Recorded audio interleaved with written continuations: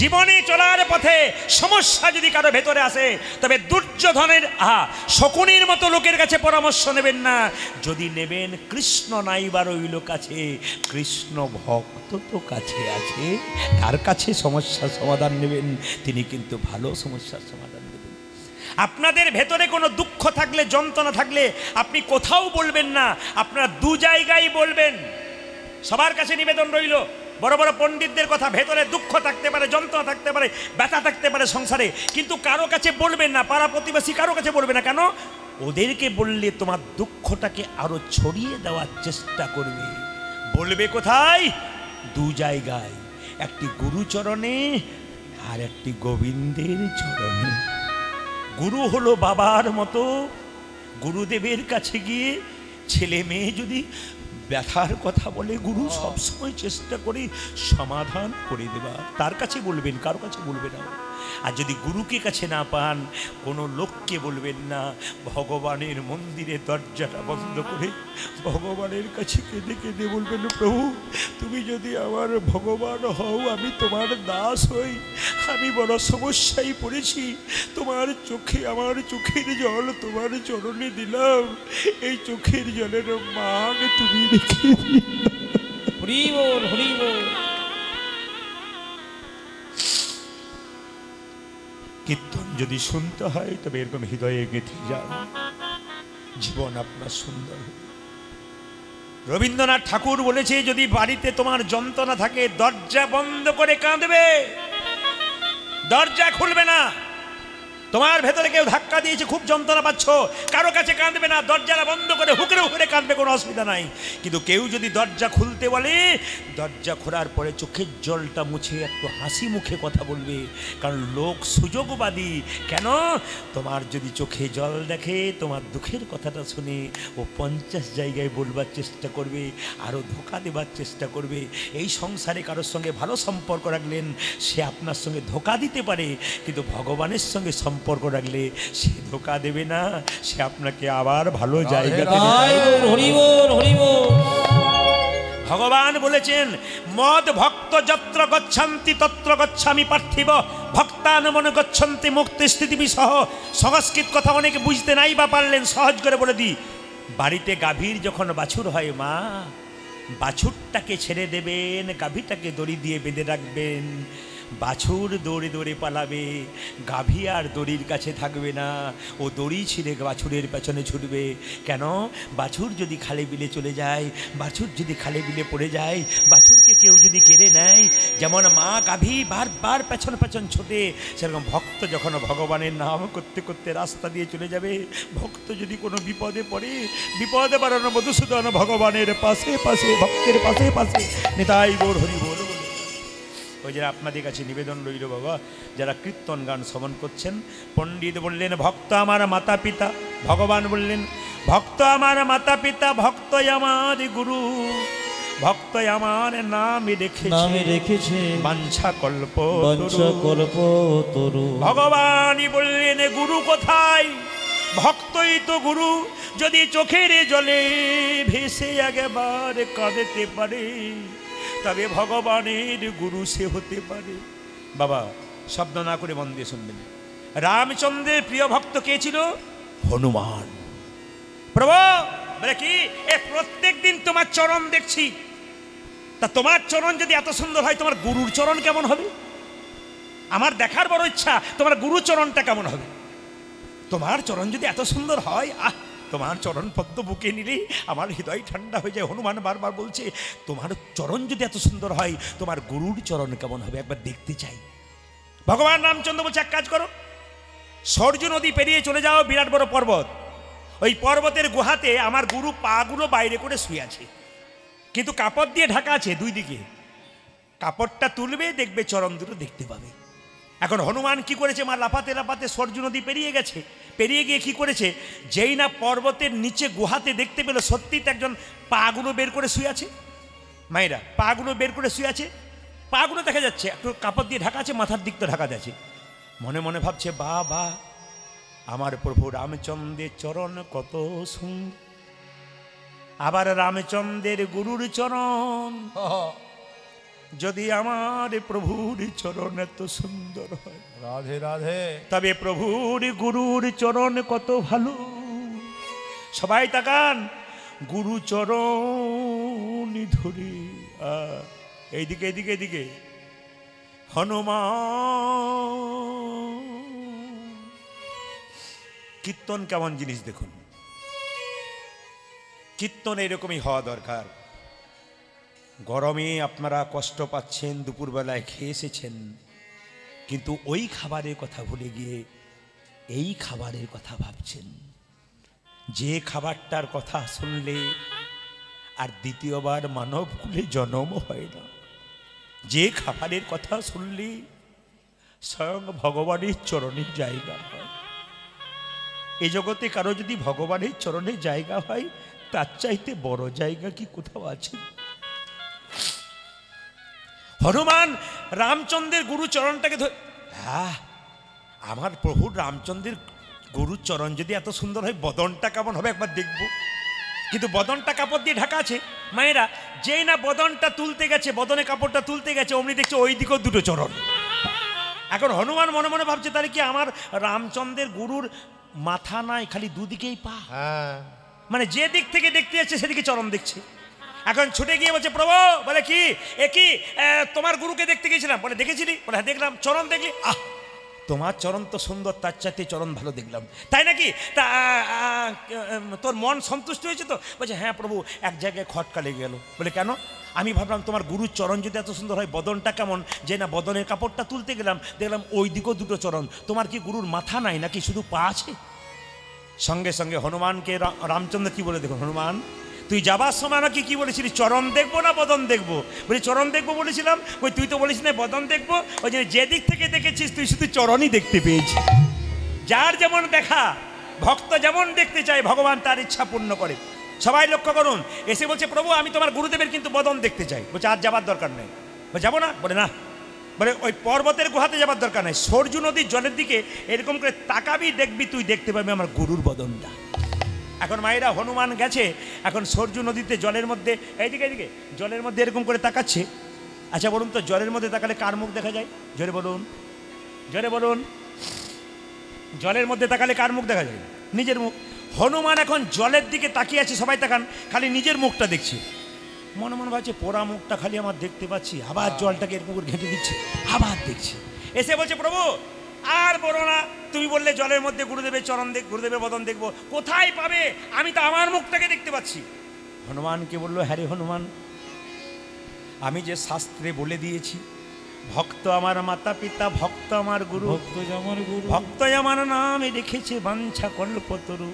ভক্ত যদি আমার গুরুদেব হয়, তুই তো আমার পরম ভক্ত, তুই তোর মুখটা দেখবি না তো কি তুই অন্য লোকের মুখ দেখতে? হারি এই জন্য আপনাদের কাছে নিবেদন রইল বাবা, যার যেমন ভাব তার তেমন লাভ। ওই জন্য কীর্তন শুনতে হয়, ভাবের মাধ্যমে আপনাদের সকলের লাভ হবে। আসুন আমরা সবাই মিলে হাত তুলে একসঙ্গে গাইব। হাত তুলুন, হাত তুলুন। প্রেমানন্দে মেতে হরি বলো, হরি বলো। আজ নেপালগঞ্জের হাটে বন্যা এসেছে। না না, বৃষ্টি নয়, শুকনোতে বন্যা।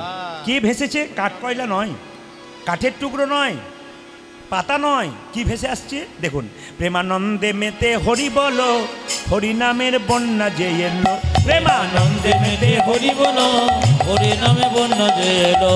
প্রেমানন্দে মেতে হরি বলো, হরি নামের বন্যা যে এলো। ও প্রেমানন্দে মেতে হরি বলো, হরি নামে বন্যা যে এলো। প্রেমানন্দে মেতে হরি বলো, হরি নামের বন্যা যে এলো।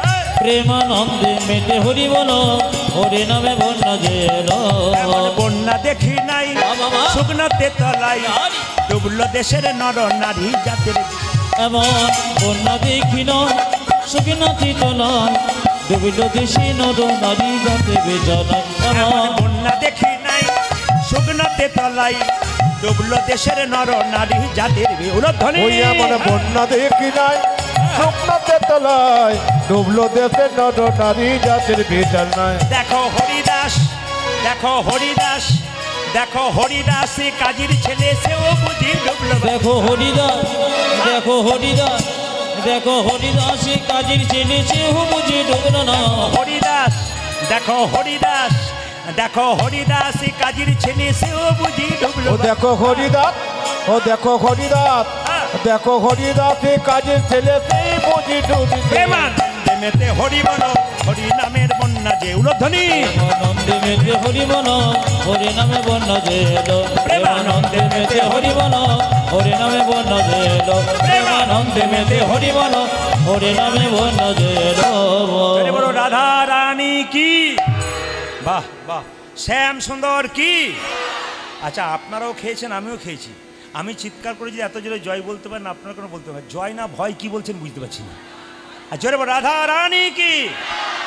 এতক্ষণে বুঝতে পারছি আপনারা জয় বলছেন, ভয় বলেন না। জয়, জয়, জয়। একটু জোরে শ্যাম সুন্দর কি, মদন মোহন কি, হরিবাসর কি, সাধুগুরু বৈষ্ণব কি। যাদের ঘুম আসছে তাদের কি। দু একজন ঘুমোচ্ছে ওই জন্য বললাম আর কি। মানে যে ঘুমোচ্ছে সে ভাবছে বেটা খালি আমার দিকে তাকাচ্ছে না, ফাঁকিবাজ ছেলের দিকে তো মাস্টারমশাই বেশি জায়গায়। আসুন, আমি গৌরচন্দ্রিকা শেষ করবার আগে আপনাদের সামনে একটা দামি কথা বলে যাই, মনোনিবেশ করে শ্রবণ করবেন। মহাভারত যারা পড়েছেন, মহাভারতের স্বর্গ আরোহণ পর্বত, স্বর্গ আরোহণ পর্ব। কুরুক্ষেত্রের যুদ্ধ শেষ হয়ে গেল, পঞ্চপাণ্ডব জিতলো। জোরে বলুন হানা না। সবাই জানেন, মুখস্থ আপনাদের। কিন্তু এইবার বলবেন, কুরুক্ষেত্রের যুদ্ধের পরে পঞ্চপাণ্ডব যেতে কত বছর রাজত্ব করেছিল? কারো জানা আছে? এইদিকে তো আপনারা বলে বলে বেড়ান তত্ত্ব শুনবো, তত্ত্ব শুনবো, তত্ত্ব শুনবো। খুব তো তত্ত্ব শোনেন। আপনারা বলুন, কুরুক্ষেত্রের যুদ্ধে জয়লাভ করার পর পঞ্চপাণ্ডব তো রাজত্ব করেছিল, তা কত বছর করেছিল? অত যদি জানবো তাহলে তোমাকে কেন ডাকবো না, বলে দিই। শুনে নিন, মন দিয়ে শুনবেন। এইদিকে 35 বছর রাজত্ব করেছিল। হ্যাঁ, কেন তারপর রাজত্ব করলো না কেন? যুধিষ্ঠির মহারাজের বৈরাগ্য হলো কেন? কৃষ্ণ 125 বছর বয়সে দেহ রাখলেন। যুধিষ্ঠির মহারাজ দেখলেন আমাদের পারের কাণ্ডারি যদি চলে যায়, আর রাজত্ব নিয়ে কি হবে? আমি কালকে আপনাদের বাসন্তীতে গান গাইছিলাম। একজন কৃষ্ণ ভক্ত বলছে, বাবা যদি আমাকে কেউ বলে না কৃষ্ণ নাম ভুলে যাও, আমি তারপর দিনই নদীর জলে ঝাঁপ দিয়ে দেবো কিংবা বিষ খেয়ে নেবো, আমি হরি নাম ভুলতে পারবো না। কারণ শিরায় শিরায় নাম আমাকে আক্রমণ করেছে, আর নামের মধ্যেই আমি আনন্দে থাকি। ভগবানকে যে ভালোবেসেছে সে আর ঘরে থাকতে পারে না, ভগবানের ব্যথায় ব্যথিত হয়, ভগবানের আনন্দে আনন্দিত হয়। ব্রজগোপীরা কৃষ্ণকে প্রিয়তম মনে করত আর নিজেকে প্রিয়তমা মনে করত। জগতে বাস করছেন যদি রামকৃষ্ণ দেব বলছে জগতে দু রকমের আমি আছে। এই যে আমাকে জিজ্ঞেস করুন, আপনি কে? আমি প্রদীপ পাল। আপনি কে? আপনি অমুক দত্ত। আপনি কে? আপনি অমুক মণ্ডল। এগুলো কি কাঁচা আমি। আর পাকা আমি কে? আপনি কে? আমি ভগবানের দাস, তিনি আমার প্রভু, আমি তার দাস।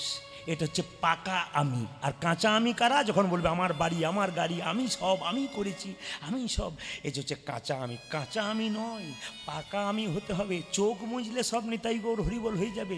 কীর্তন শুনতে এসছেন, বাড়ি যেতে পারবেন গ্যারান্টি নাই। সবাই লক্ষ্য করুন, কীর্তন শুনতে এসছেন, বাড়ি যাবেন গ্যারান্টি নাই। রাত্রিবেলায় শোবেন, যদি চোখ খোলেন তবে সকাল হবে, আর চোখ যদি না খোলে তবে পরকাল হবে। ট্রেন আসবার সময় সিগন্যাল দেয়, আমরা জানতে পারি ট্রেন আসে। মৃত্যু আসবার সময় কোনো সিগন্যাল দেয় না। যে কোনো মানুষের জীবনে যে কোনো মুহূর্তে আসতে পারে। তাই জীবনে কে যে কখন চলে যাবে সবচাইতে আশ্চর্যের ব্যাপার। এই যাবার আগে এমন কিছু কাজ করে যান যেন আপনার পরপারের পথটা পরিষ্কার হয়ে যায়। আপনি ছেলেকে দেখবেন, মেয়েকে দেখবেন, সংসার দেখবেন, আপনি সব কর্তব্য কর্ম করবেন, কিন্তু আসল কর্তব্য যেন কেউ ভুল করবেন। চলিতে চলিতে, কথা বলিতে বলিতে, প্রতি নিঃশ্বাসে যেন কৃষ্ণ নাম করা যায়, তবে আপনার দেহটা কৃষ্ণ দেহ হতে পারবে।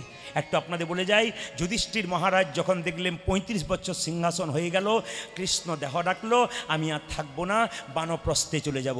তখন 4 জন ভাই ভীম, অর্জুন, নকুল, সহদেব বলে উঠল, দাদা তুমি যদি চলে যাও আমরা রাজত্ব করে কি করব? তোমার পেছনে আমরাও পিছু ধরবো। লক্ষ্য করুন, তাহলে 5 জন ভাই যাচ্ছে।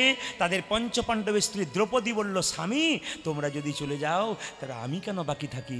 আমি তোমাদের পেছনে যাব।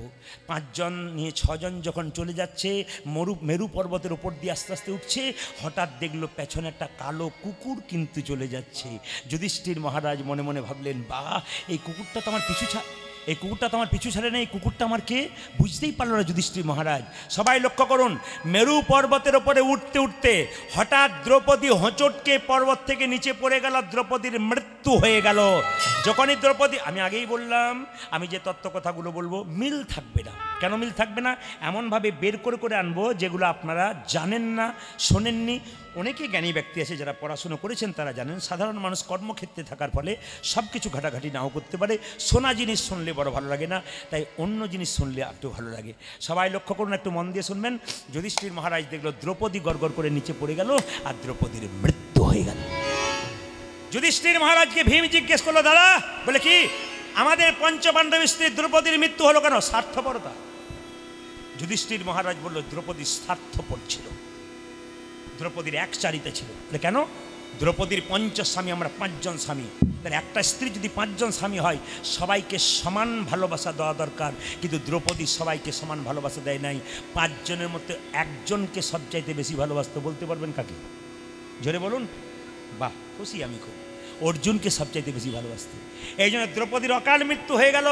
ভালোবাসার জীবনে যদি ভালোবাসার খামতি কারো হয়, স্বার্থপরতা থাকে, তার মৃত্যু আগে হয়। মৃত্যু মানে মরে যাওয়া নয়, আমাদের জীবনে তার ধ্বংস আগে হয়ে যায়। কিছুক্ষণ পরে দেখা গেল মায়েরা সহদেব উঁচু থেকে গড়গড় গড়গড় করে নিচে পড়ে গেল। কেন? জিজ্ঞেস করলো যুধিষ্ঠির মহারাজকে। কে জিজ্ঞেস করলো? ভীম। আচ্ছা দাদা, এই সহদেব আমাদের ছোট ভাই, সে মারা গেল কেন? তার একটা অহংকার ছিল, আমি সবচাইতে বড় জ্ঞানী। আমি আপনাদের সামনে করজোড়ে নিবেদন করব, আপনি বইপত্র পড়ুন, পড়াশুনো করুন, ঠিক, কিন্তু নিজেকে মনে করবেন না আমি সবচাইতে বড় জ্ঞানী। অগাধ সমুদ্রের জল, বড় বড় পণ্ডিতরা বলছেন একটু মাত্র বিন্দু পাই, তাও পাই না। এত তত্ত্ব, এত কঠিন কঠিন বাস্তব জিনিস, এত ভক্তির জিনিস সংগ্রহ করতে করতে সারা জীবন চলে যাবে, তবু শেষ হবে না। কত জন্ম হবে তবু শেষ হবে না। আর আমরা তর্ক করি। আমরা একটা কথাই বলতে চাই, মনে রে কেন করো বিদ্যার গৌরব, স্মৃতিশাস্ত্র ব্যাকরণ নানা ভাষা আলোচন, বৃদ্ধি করি যশের সৌরভ। কিন্তু দেখো চিন্তা করি, যদি না ভজিলে হরি, বিদ্যা তব কেবল রৌরব। যদি ভজন না করা যায়, যতই তুমি আমি বিয়ে পাস করো, তোমার ভজন কিন্তু বেকার হয়ে যায়। সহদেবের অহংকার ছিল আমি সবচাইতে জ্ঞানী, সহজে হুড় করে নিচে পড়ে গেল। যুধিষ্ঠির মহারাজ শিক্ষা দিলেন আমাদের জগৎকে, এই সংসারে কেউ যদি জ্ঞানের অহংকার করে, শিক্ষার অহংকার করে, সহদেবের মতো তাকে হুড় করে নিচে পতনের পথে পড়তে হবে। অহংকার। কিছুক্ষণ পরে নকুল ছটফট করতে করতে নিচে পড়ে গেল, মারা গেল। আর যখনই নকুল মারা গেল, আবার প্রশ্ন ভীমের, দাদা আমাদের ভাই নকুল মারা গেল কেন? ওদের পঞ্চপাণ্ডবের মধ্যে সবচাইতে দেখতে ভালো ছিল কে জানেন? নকুল। এত সুন্দর দেখতে ছিল, ও ভাবতো আমার মতো রূপবান পুরুষ আর কেউ নাই। আমি মায়েদেরকে বলবো, কিছু মনে করবেন না, যদি কেউ একটু দেখতে শুনতে ভালো হন, যদি কেউ একটু দেখতে শুনতে ভালো হন, যদি কাউকে বলা হয় তুমি খুব সুন্দর দেখতে, ও দেখবেন আয়নাতে গিয়ে খালি খালি দেখবেন। যদি কাউ খুব, তুমি খুব সুন্দর দেখতে, চুলগুলো তোমার খুব সুন্দর, কি ডিজাইন দেখবেন। আবার দেখবেন কালো কালো রঙের মায়েরা, আমি দেখেছি কিছু মনে, এখানে যারা কালো আছেন কিছু মনে করেন আমার দলেরই মানুষ, তারা অপরাধ নেবেন না। তো সবাই লোক কালো কালো মায়েরা দেখবেন আয়নার সামনে কি পাউডার মাখে। লক্ষ্মী নারায়ণকে জিজ্ঞেস করছে, ঠাকুর তুমি যে চামড়াটা দিলে পছন্দ হলো না, ওই দেওয়ালটা আবার চুনকাম করছে। বলছে যতই ও পাউডার মাখুক না কেন, ধুয়ে দিলে ওর কালো রঙটাই বেরিয়ে যাবে।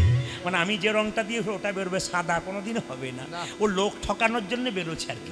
এই জন্য যারা দেখবেন কালো রঙের কিন্তু সাদা, কালো যারা আছেন রাগ করবেন না, কেন বলেন তো ভগবানের দেওয়া তো কালো পরিষ্কার তো আমাদের হাতে নেই, সব তো ভগবানের দেওয়া।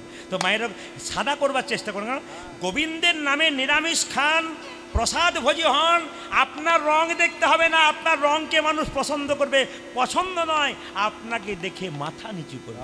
সিঁথিতে সিঁদুর নেবেন, শাখা নেবেন, হাতে নোয়া নেবেন, আর রাস্তা দিয়ে পেরিয়ে যাবেন মাথায় কাপড়টা দিয়ে, মানুষ আপনার মুখের দিকে তাকাবে না, আপনার পায়ের দিকে তাকাবে। আর নোংরাভাবে রাস্তায় কাটা পোশাক পরে যাবেন, মানুষ আপনার পায়ের দিকে তাকাবে না, আপনার মুখের দিকে লালসার চোখে তাকাবে।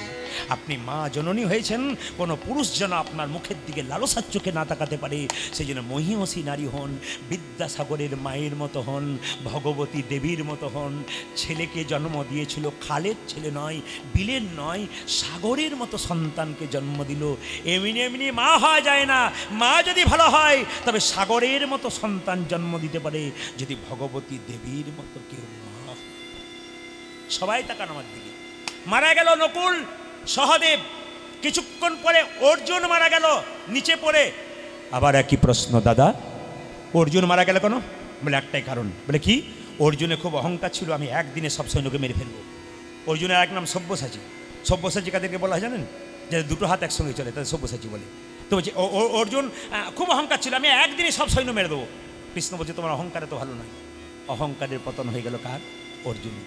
কিছুক্ষণ পরে মায়েরা সবাই লক্ষ্য করুন, কিছুক্ষণ পরে ভীম গড় গড় করে নিচে, ও দাদা এ আমি মরবো গো, আমি মরতে চললাম, আমি পড়ে যাচ্ছি, তুমি বলো আমার মৃত্যুর কারণ কি? ভগবান বললেন, যুধিষ্ঠির মহারাজ বললেন, ভীম আপন আপন ভাগ নিতে হয়, অপরের ভাগ কেড়ে নিতে নাই, নইলে ধ্বংস হয়, তুমি তার প্রমাণ। কুন্তী মা যখন খাবার দিত একটা থালার মধ্যে, সব খাবার ভীম খেয়ে নিত, পাশের ভাইদের কথা ভাবত না। আপনি সম্পত্তি বাবার কাছে পেয়েছেন, যদি কোনো ভাই 5 জন 4 জন হয়, মনে মনে ভাবছেন 2 নম্বরকে 3 নম্বরকে ঠকিয়ে আমি নিজে নিয়ে নেব, আপনার পতন কিন্তু সবচাইতে আগে হবে। মহাভারত শিক্ষা দিচ্ছে খুব সুন্দর সুন্দর। তবে মায়েরা, ভগবান দুবার হাসে, কখন কখন জানেন? সহদেব, ভগবান খুব সহদেব অচেতন। বলে কি? বলে ভগবান দুবার হাসে সংসারে, কখন পর্যন্ত? যখন দেখবেন ভাইয়ে ভাইয়ে জায়গা নিয়ে ঝগড়া, আমার এই দিকটা, আরে আমার এই দিকটা। আপনাদের এখানে ভাই ভাই কোনো ঝগড়া নাই, এখন মিল। কারণ আমি যখনই বাসাতে এলাম না, আমাকে একজন বললো যা পাবেন পাবেন, নেপালগঞ্জে ভাইয়ে ভাইয়ে কোনো ঝগড়া নেই। কিন্তু আমি যখন কীর্তন করতে এলাম, একটা মেয়েকে জিজ্ঞেস, দিদি ভাইয়ে ভাইয়ে ঝগড়া নাই? বলছে কতজন মারামারি করে হসপিটালে ভর্তি হয়েছে।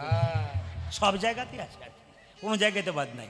ভগবান তখন হাসে যখন ভাইয়ে ভাই দড়ি দিয়ে ভাগ করে, বলে জায়গা দখল করছি, সে জায়গা কি যাবার সময় নিয়ে যাবি? আবার লক্ষ্য করুন, কিছুক্ষণ পরে ভগবান আর একবার হাসে, কখন? যখন দেখবেন ডাক্তারবাবু আপনার বাড়িতে আসে, অসুস্থ ব্যক্তি আপনার বাড়িতে খুব ছটফট করছে, আপনার কান্নাকাটি করছেন, এবার মারা যাবে, তখন ডাক্তার বলে কাঁদবেন না কাঁদবেন না, আমি তো এলাম, ভালো করে দেবো। ভগবান বলছে তোরই বেটা গ্যারান্টি নেই, তুই ঘর পর্যন্ত যাবি, এমন হ্যাঁচকা দেবো না তোকে তুলে নিয়ে দেবো। ভগবান তখন হাসে। এই জন্য মায়েরা সবাই লক্ষ্য করুন, কারো ভাগ কিন্তু কেটে নিতে নাই, নইলে ঠকতে হয়। যুধিষ্ঠির মহারাজ দাঁড়িয়ে আছেন, মায়েরা ইন্দ্রদেব নিয়ে এলেন একটা রথ, এনে বললেন যুধিষ্ঠির মহারাজ রথে তুমি চাপো। বলে কেন? তোমাকে স্বর্গে নিয়ে যাব। কেন? তুমি সশরীরে স্বর্গে যাবে। যুধিষ্ঠির মহারাজের বিচার দেখুন, দাদা যদি এরকম হয় সংসারে, সেই সংসার তো যুধিষ্ঠিরের সংসার হয় গো। দাদা যদি যুধিষ্ঠিরের মতো হয়, সত্যবাদী হয়, ভালো হয়, প্রতিটি সংসারে যারা বড় ভাই আছেন তাদের কাছে নিবেদন রইল প্রদীপ পালের এইরকম হন। বলে কেন? বনের মধ্যে বড় বড় গাছগুলো যেমন ছোট ছোট ঝড়ঝঞ্ঝাতিকে রক্ষা করে, ঠিক সেরকম সংসারে যারা বড় ভাই হয় তাদের সব দায়িত্ব মাথায় করে যদি নিতে পারেন, হাজার কথা লোকে বলবে, শুনবেন না। কেন? ভাইকে রক্ষা করার আপনার কর্তব্য আছে, তবে তো আপনি দাদার মতো কাজ করতে পেরেছেন। এই জন্য আপনাদেরকে বলবো, সবাই শুনুন। যুধিষ্ঠির মহারাজ বলল, যদি ইন্দ্রকে বলল আমি স্বর্গে যাব না। বলে কেন? আমার 4 জন ভাই, আমার স্ত্রী গেল না, আমি যাবো কি করে? বলছে ওরা মৃত্যুর পরে চলে গেছে একবারে স্বর্গে। তাই নাকি? বলে হ্যাঁ, তাহলে যাবো। যখন চাপতে যাচ্ছে রথের মধ্যে, তখন কুকুরটা দাঁড়িয়ে আছে, বলছে না আমি যাব না। বলে কুকুরটাকে নিয়ে যাব, তবে যাব। ধর্মরাজ যুধিষ্ঠিরকে ইন্দ্রদেব বলল, না কুকুরের তো স্বর্গ যাওয়ার কোনো অধিকার নেই, ওকে নিয়ে যাব না। বলছে ওকে যদি না নিয়ে যাওয়া হয় আমি কোনো মতেই যাব না। কেন? প্রথম থেকে যে আমার সঙ্গী আছে তাকে আমি কোনো দিন ছাড়ব না। আপনাদের কাছে নিবেদন রইল, আপনাদের ব্যথায় যারা ব্যথী, আপনাদের দুঃখে যারা দুঃখী, আপনার প্রাণের সঙ্গে যারা প্রাণের সম্পর্ক, আপনাকে যে খুবই ভালোবাসে, এই ভালোবাসার মর্যাদা রাখবেন, তবে যুধিষ্ঠির মহারাজের মতো আপনি হবেন। আপনার বাড়ির কাজের লোকটা যদি আপনার জন্য প্রাণ দিয়ে দেয়, আপনার জন্য সব কিছু করে, ওই আপনি যদি বিদেশে বেড়াতে যান, ওই লোকটাও সঙ্গে নিয়ে যাবেন, তবে তো যুধিষ্ঠিরের মতো মানবিকতার পরিচয় দিতে পারে। আর আমরা কি করি? কাজ আদায় করে নিই কারো কাছ থেকে, কিন্তু কাজ দিই না। কেন? স্বার্থপর আমরা। যুধিষ্ঠির হব কি করে? সঙ্গে সঙ্গে যে কুকুরটার কথা বলছিল, কুকুরটা নিজে একটা রূপ ধারণ করলো, রূপটার নাম হচ্ছে ধর্ম। চমকে গেল যুধিষ্ঠির মহারাজ, কে তুমি? আমি ধর্ম। তুমি যখন থেকে বেরিয়েছো তখন থেকে তোমার পেছন পেছন যাচ্ছিলাম, তোমার বিচারটাকে আমি সঙ্গে করে দেখছিলাম, তোমার বিচার কেমন। দেখলাম সত্যি তুমি ধর্মরাজ যুধিষ্ঠির, সত্যি তোমার বিচার ভালো, আমি তোমাকে স্বর্গে পৌঁছে দেবো সশরীরে। আমি ধর্ম। আমি আপনাদের সামনে বলতে চাই যে যেখানে বসে আছেন, যুধিষ্ঠির মহারাজ কুকুরকে সঙ্গে দেখেছিল, আপনারা ধর্মকে সঙ্গে দেখতে পাচ্ছেন না। কিন্তু চলার পথে যদি আপনারা ধর্মকে সঙ্গে করে যান, বিবেককে সঙ্গে করে যান, বিবেচনা করে সঙ্গে করে যান, তবে আপনাদেরও জীবন কিন্তু সুন্দর হবে। ওই জন্য শুনে নিন মায়েরা, যে কলমে কালি নাই সাথে যেমন লেখা যায় না, যে মানুষের মধ্যে বিবেক নাই তার গোবিন্দ পাওয়ার কোনো অধিকার হয় হরি না। বল, হরি বল। আগে বিবেক, হ্যাঁ। ও মাঝে মাঝে ওইদিকে না, কিন্তু কি করবেন বলুন, একটাই তো স্পিকার, বলতে গিয়ে এইদিকে বলতে গেলে আর হবে, তাহলে ঘোরাতে হবে আমাকে। কিন্তু হ্যাঁ, আপনাদেরও ভাগ আছে, কিন্তু আপনাদেরও ভাগ আছে, কিন্তু কি করবেন, উপায় নেই। তো শুনে রাখুন, ভোজ বাড়িতে যারা আগে আসে তারাই তো প্রথমে আগে জায়গা পায় না, কি বলছেন, পাতা পায়, এরা পেয়ে গেছে আর কি। আচ্ছা ঠিক আছে, সবার জন্য হবে। রাধা রানী কি, শ্যাম সুন্দর কি। আচ্ছা মহাপ্রভু একটা কথা আমরা মেনে চলবো, 10-5 সবে মিলে দাঁড়াতে বসিয়া কীর্তন করহ সবে হাতে তালি দিয়া। দেখি আপনারা কেমন হাতে তালি দিয়ে কীর্তন করে। হাত ওঠান একসঙ্গে, না এখন নয়। আরে বাবা, রান্নাতে তেলটা দেবেন, 5 ফং দেবেন, তবে তো খুনতা নাড়বেন নাকি। আগে আমি গানটা গাই, তবে তো তালি দেবেন। হাত ওঠান সবাই, হাত ওঠান, একসঙ্গে ওঠান। তবে যারা উঠাবেন না তাদের জন্য মেডিসিন আছে, কিছু মনে করবেন না। পরে দিলে আপনারা মেডিসিনের জ্বালাই কিন্তু ছটফট করে কিছু বলবেন না, কারণ আমি যারা উঠাবেন না তাদের এমন মেডিসিন দেবো যে ভেতরে ভেতরে ভাববেন যে না আমাকে আচ্ছা দিয়েছে। এটা যেন পরে বলেন না, ওই জন্য আমি আগেই বলছি, যদি তুলবার হয় আগে থেকেই তুলুন, না যদি না তোলেন তাহলে এমন মেডিসিন দেবো যে পেছনে গিয়ে আমার বদনাম আপনি করবেন। কিন্তু এত এত মানুষ আছে, এরা কিন্তু সুনাম করার জন্য বসে আছে, এরা কিন্তু আপনাকে ছাড়বে না। হাত তুলুন। হরি হরয়ে নম কৃষ্ণ, নম কৃষ্ণ যাদবায় নম, হরি হরয়ে নম কৃষ্ণ যাদবায় নম, হরয়ে নম কৃষ্ণ যাদবায় নম, হরয়ে নম কৃষ্ণ যাদবায় নম, ও যে যাদবায় মাধবায় কেশবায় নম, হাই হাই যাদবায় মাধবায় কেশবায় নম, ও যে যাদবায় মাধবায় কেশবায় নম, উজাজি যাদবায় মাধবায় কেশবায় নম, ও যে গোপাল গোবিন্দ রাম শ্রী মধুসূদন, আজি গোপাল গোবিন্দ রাম শ্রী মধুসূদন, গোপাল গোবিন্দ রাম শ্রী মধুসূদন, উজাজি গোপাল গোবিন্দ রাম শ্রী মধুসূদন, ও যে গিরিধারী গোপীনাথী মদন মোহন, আজি গিরিধারী গোপীনাথ মদন মোহন, ও যে গিরিধারী গোপীনাথী মদন মোহন, উজাজি গিরিধারী গোপীনাথ মদন মোহন। হ্যাঁ হ্যাঁ হ্যাঁ, আপনাদের আসলে সব কিছু ভালো লাগলো, একটা জিনিস খারাপ লাগলো, বলবো না, বাদ দিল, না বলাটাই ভালো। কারণ এই রাস্তা দিয়ে আমি অনেক পেরিয়ে যাই, যদি ধরপাকড় করে। আমি তো বলবার জন্য এসেছি, না বলে তো আমি যাব না, সে সাহস তো আমার আছে।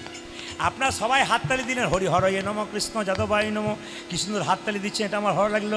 আর খারাপ লাগলো কোনটা বলুন তো, 2-4 জন হরি হরয়ে নম কৃষ্ণ যাদবায় নম, যাদবায় মাধবায় কেশবায় নম, এদের দেখে আমার খারাপ লাগলো। কেন বলুন তো, সুপারি দেখেছেন?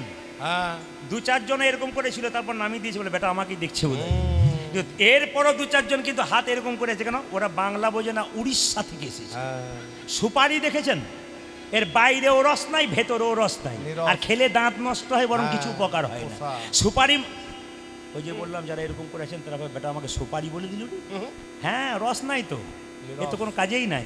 হাত তুলুন, আর বেশি বলার দরকার নেই, হাত তুলুন। হরি হরয়ে নম কৃষ্ণ যাদবায় নম, হরি হরি হরয়ে নম কৃষ্ণ যাদবায় নম, হরি হরয়ে নম কৃষ্ণ যাদবায় নম, হরি হরয়ে নম কৃষ্ণ যাদবায় নম, ও যে যাদবায় মাধবায় কেশবায় নম, হাই হাই যাদবায় মাধবায় কেশবায় নম, ও যে যাদবায় মাধবায় কেশবায় নম, উজাজি যাদবায় মাধবায় কেশবায় নম, ও যে গোপাল গোবিন্দ রাম শ্রী মধুসূদন, গোপাল গোবিন্দ রাম শ্রী মধুসূদন, গোপাল গোবিন্দ রাম শ্রী মধুসূদন, উজাজি গোপাল গোবিন্দ রাম শ্রী মধুসূদন, ও যে গিরিধারী গোপীনাথী মদন মোহন, আজ গিরিধারী গোপীনাথ মদন মোহন,